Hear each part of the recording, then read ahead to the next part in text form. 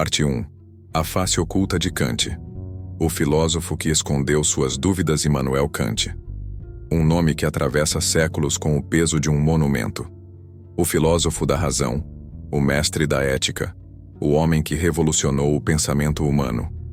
Mas e, se eu te dissesse que por trás dessa imagem rígida, desse intelectual inabalável, existia um segredo sombrio, um abismo que ele jamais conseguiu preencher?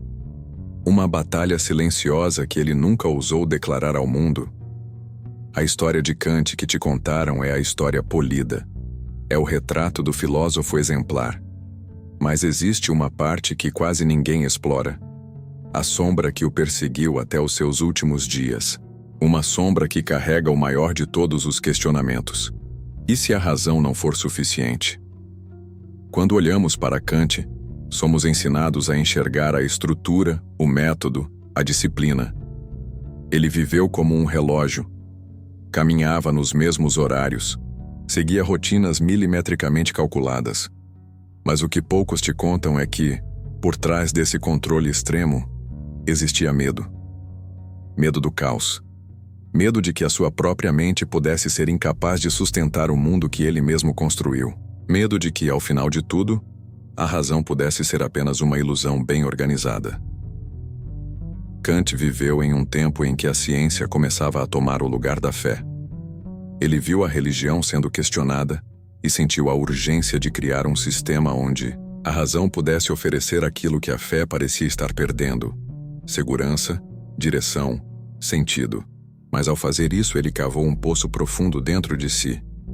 Porque no fundo ele sabia: existem perguntas que a razão jamais poderá responder.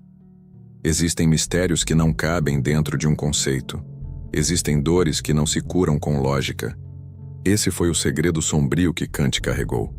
Ele construiu a fortaleza da razão para esconder a fragilidade do desconhecido.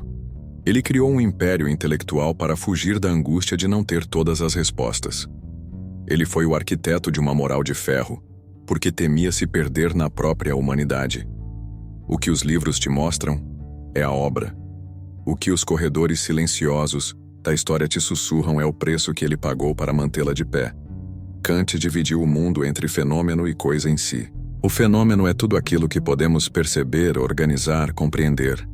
A coisa em si é aquilo que existe além da nossa capacidade de conhecer.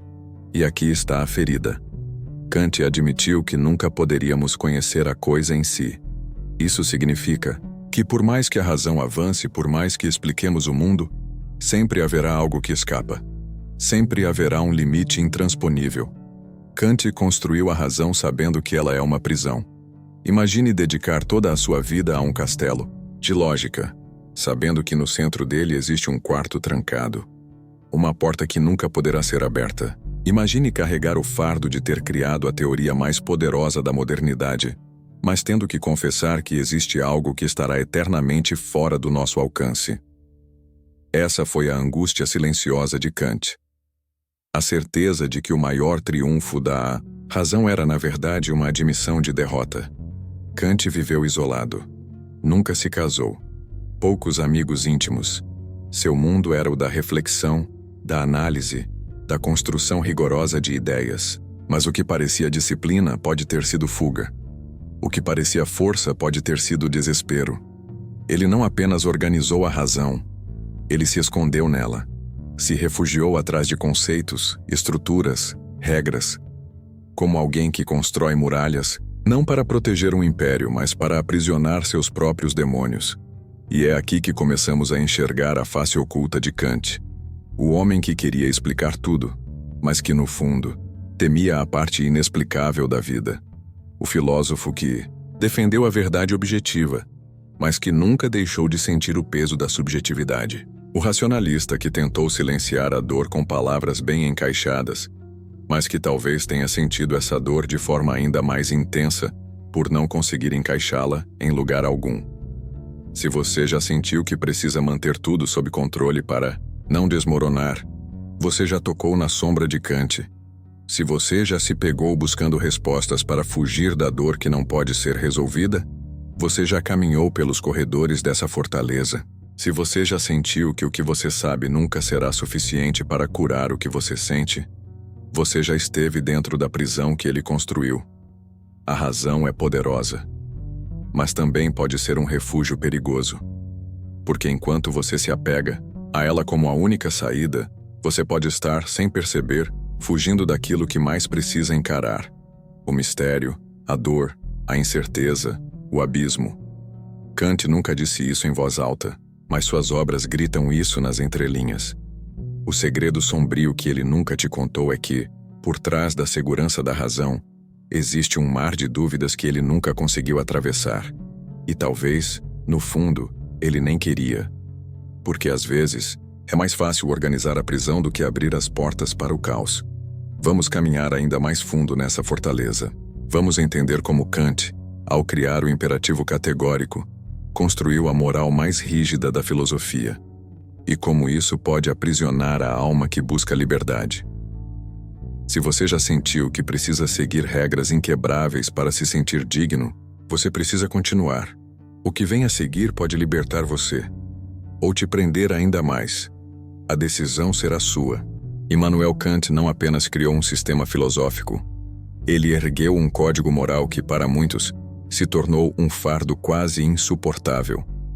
O imperativo categórico. A ideia de que devemos agir apenas segundo máximas que possam se tornar lei universal parece à primeira vista uma moral elevada, justa, quase perfeita. Mas por trás dessa aparente pureza, existe um campo de batalha silencioso, onde a liberdade se transforma em dever e o dever se transforma em corrente. Kant acreditava que a moral verdadeira não pode depender das consequências. Não podemos agir baseados no que é bom ou ruim para nós, nem no que vai nos trazer felicidade ou dor. Devemos agir porque é certo, ponto. Mesmo que nos custe tudo, mesmo que nos leve ao sacrifício, mesmo que destrua a nossa paz. Essa é a prisão que Kant constrói, uma moral de ferro que exige que você negue a si mesmo em nome da lei universal. Mas, o que acontece quando essa lei universal ignora o grito do seu coração? O que acontece quando você se vê diante de um dilema onde o certo para o mundo é um veneno para a sua alma? Kant te diria: faça o que é certo, mesmo que isso te destrua. Porque a moral é maior que você. O dever está acima da sua dor.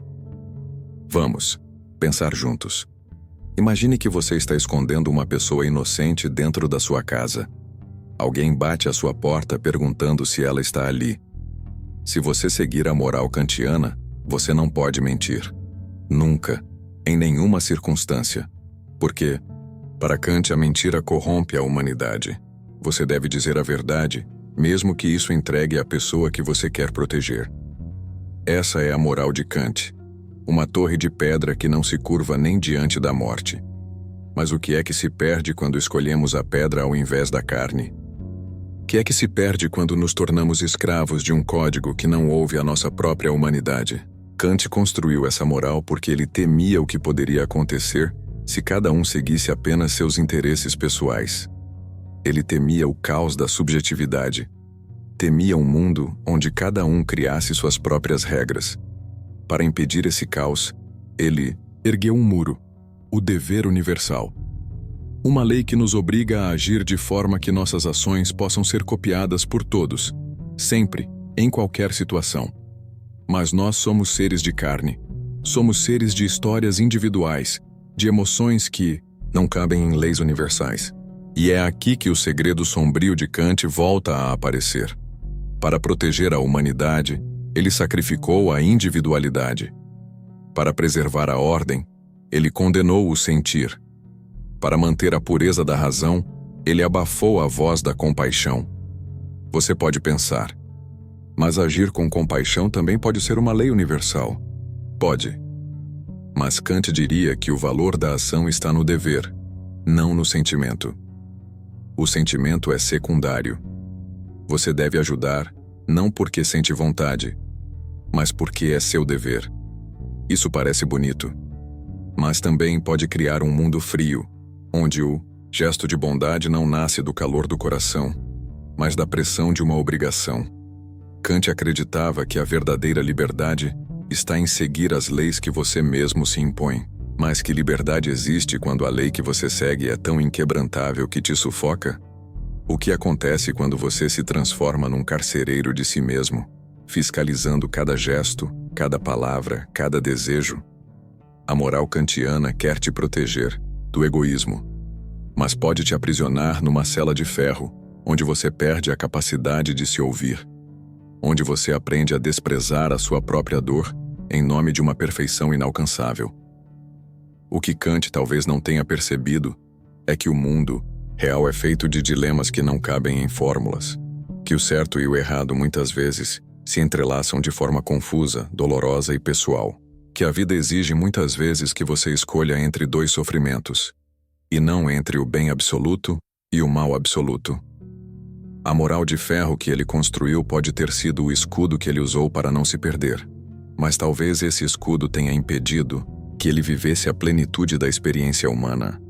Talvez, ao tentar criar um mundo perfeito, ele tenha deixado de lado a beleza imperfeita das emoções autênticas. Você já se sentiu assim? Já se cobrou tanto para fazer o que é certo que se esqueceu do que você sente? Já se escondeu atrás das regras para não encarar o peso das suas próprias escolhas? Já sentiu que, ao tentar ser moralmente impecável, você estava matando uma parte viva dentro de você? Kant talvez tenha sentido isso. Talvez tenha vivido cada dia sob a pressão de ser o exemplo perfeito. Talvez tenha construído uma prisão onde ele mesmo era o carcereiro e o prisioneiro. Se isso te fez refletir, comente aqui. Entre a regra e o meu coração, qual seria a minha escolha? Seu comentário pode abrir o caminho para outra pessoa que ainda não percebeu que talvez esteja vivendo aprisionada. E se você quer continuar essa jornada para desvendar a próxima camada da prisão que Kant construiu, já se inscreva no canal e ative as notificações, porque o que vem a seguir pode ser o ponto de virada para sua liberdade interior. Quando seguimos a trilha de Kant até o coração do seu pensamento, encontramos um dilema profundo. O imperativo categórico, essa lei rígida que ele estabeleceu, não se limitou a regular nossos comportamentos. Ele se infiltrou nas nossas consciências. Ele começou a julgar não apenas nossas ações, mas os nossos pensamentos mais íntimos. Kant acreditava que o valor da ação está na intenção. Você pode realizar algo bom, mas se o fez por interesse ou conveniência, sua ação é moralmente inválida. Para Kant, a única ação digna é aquela feita por dever. Isso significa que não basta fazer o certo. Você tem que fazer o certo pelos motivos certos. Você precisa ter um coração que deseja o dever pelo próprio dever. Mas quem é capaz de julgar o seu coração? Quem é capaz de examinar suas intenções mais profundas sem cair no auto-engano? É aqui que a moral de Kant se transforma em um tribunal solitário, onde você é, ao mesmo tempo, o juiz, o réu e o carrasco. Você não precisa mais de ninguém para te condenar, porque você já se condena sozinho.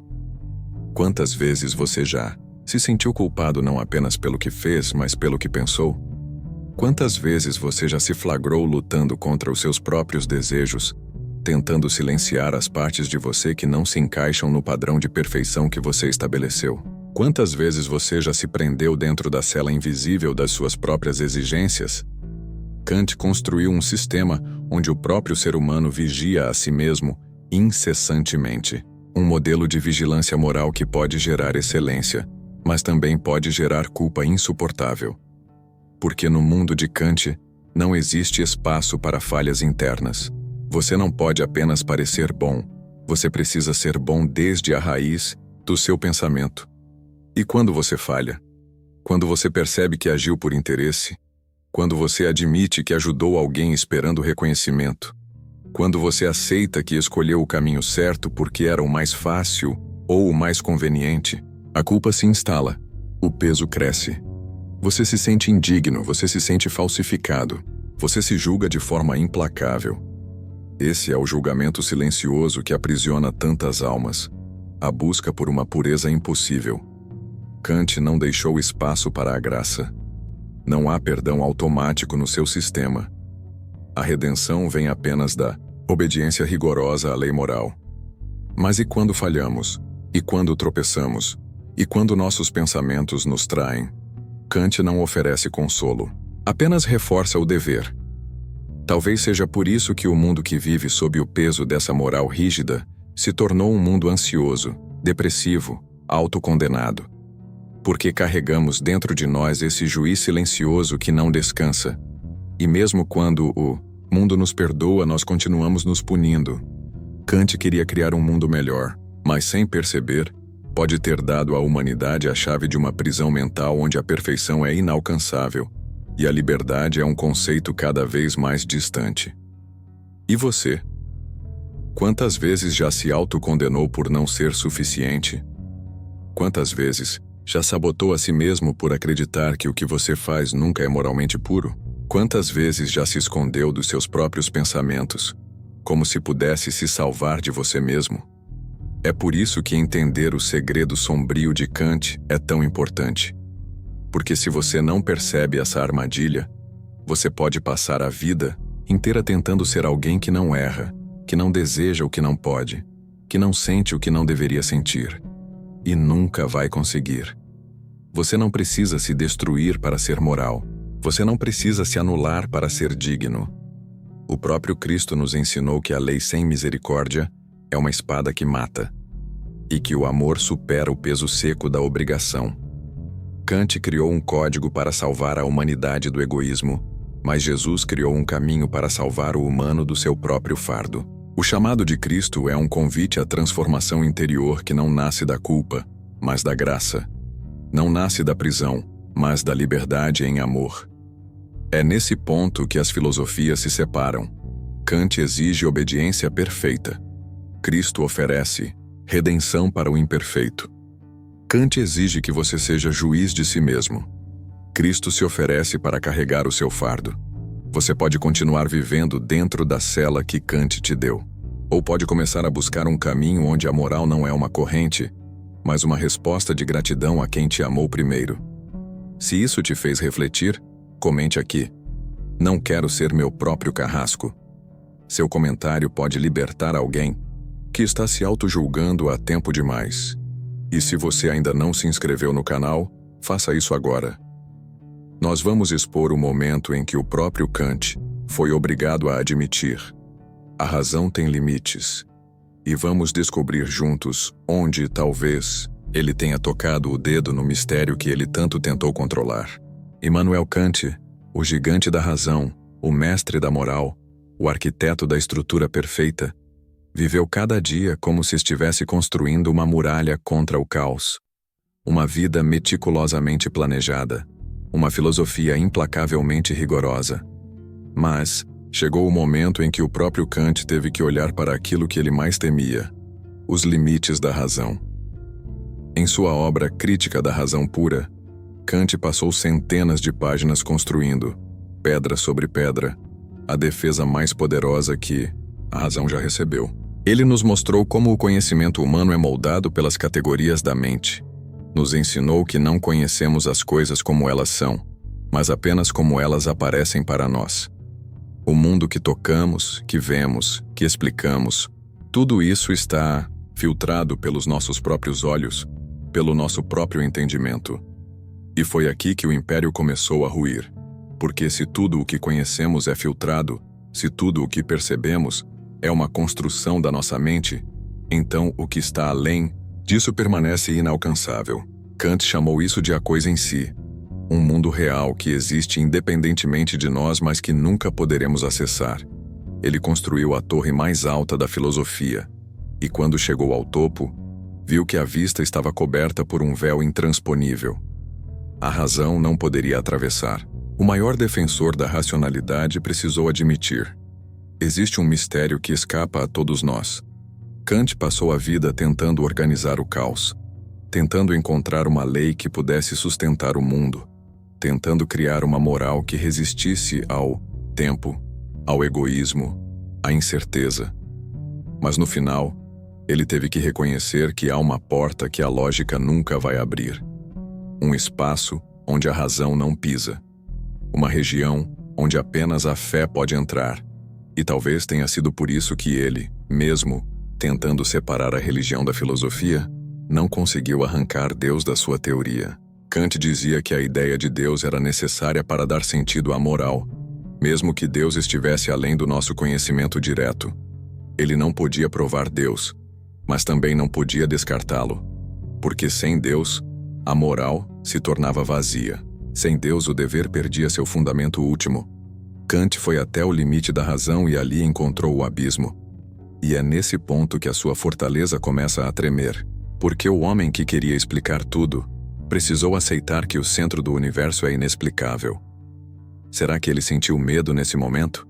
Será que, ao encarar o vazio, ele percebeu que passou a vida fugindo de uma resposta que não está nos livros? Será que ele entendeu que a razão, por mais bela que seja, não basta para curar a alma? Kant nunca disse isso com todas as letras, mas suas obras finais deixam rastros. Rastros de um filósofo que percebeu que a estrutura que ele construiu não era suficiente para preencher o coração humano. E talvez seja aqui que você precise refletir. Até onde você tem levado a sua razão? Até onde você tem exigido de si mesmo respostas perfeitas, ações perfeitas, pensamentos perfeitos? Até onde você tem se escondido atrás de regras, teorias e explicações, com medo de encarar o espaço onde a lógica falha? Talvez você, assim como Kant, esteja cercando a sua vida com muralhas racionais para não precisar sentir o peso do mistério. Talvez você tenha se acostumado a ser seu próprio juiz, seu próprio carcereiro, seu próprio fardo. Mas existe uma saída. Existe um caminho que começa quando você aceita que não precisa saber tudo, controlar tudo, vencer tudo. A razão é uma ferramenta incrível, mas ela não pode responder à dor do coração. Ela não pode preencher o vazio que a vida às vezes deixa. Ela não pode te salvar de você mesmo. Kant mostrou os limites da razão. Cristo oferece o infinito da graça. Cristo não te pede para ser perfeito antes de se aproximar dele. Cristo não exige que você compreenda todos os mistérios antes de se render. Cristo não te julga pelo que você não consegue explicar. Ele te convida a entrar, mesmo quando você ainda carrega dúvidas, mesmo quando você ainda se sente preso, mesmo quando você ainda luta contra as muralhas que você mesmo construiu. O segredo sombrio por trás da filosofia de Kant é que, no fim das contas, ele estava mais perto da rendição do que ele próprio quis admitir. E talvez sem saber, ele tenha pavimentado o caminho para que você chegasse aqui hoje e decidisse: não quero mais viver prisioneiro da razão. Você pode continuar tentando ser suficiente. Você pode continuar tentando encontrar todas as respostas.